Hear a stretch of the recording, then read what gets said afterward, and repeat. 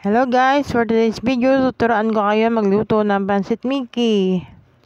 Una sa lahat, pirituhin muna natin ng tokwa at hiwain.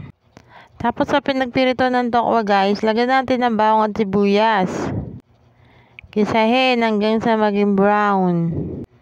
Pag okay na, ilagay ang tokwang hiniwa-hiwa. Haluin lang ng haluin. At iwanan natin saglit.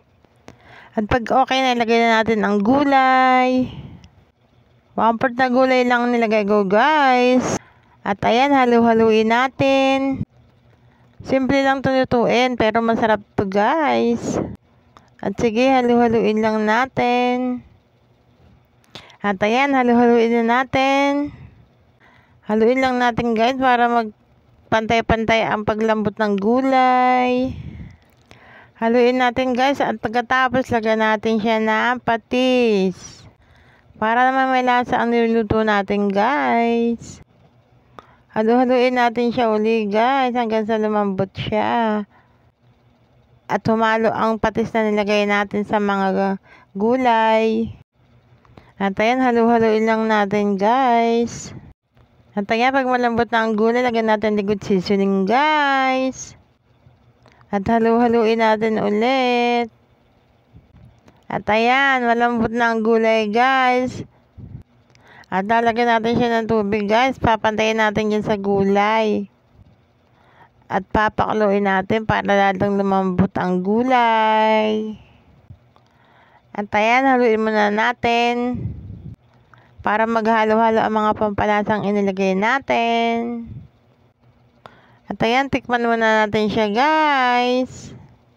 Pagkakulang pa ng lasa yan, dagdagan ulit natin ng liquid seasoning guys.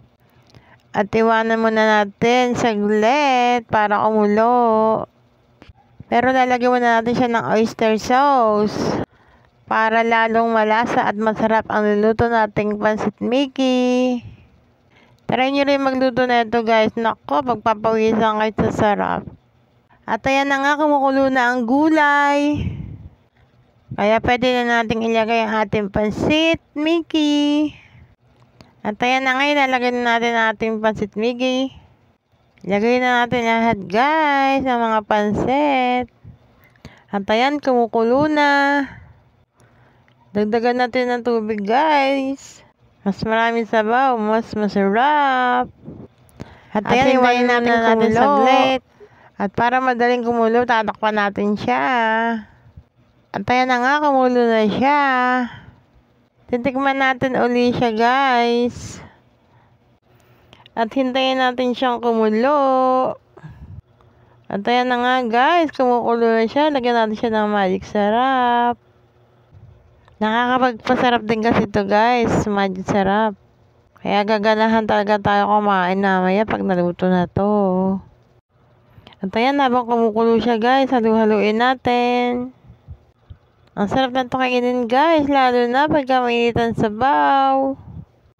At ayan na nga, luto na ang Pansit Mickey natin guys.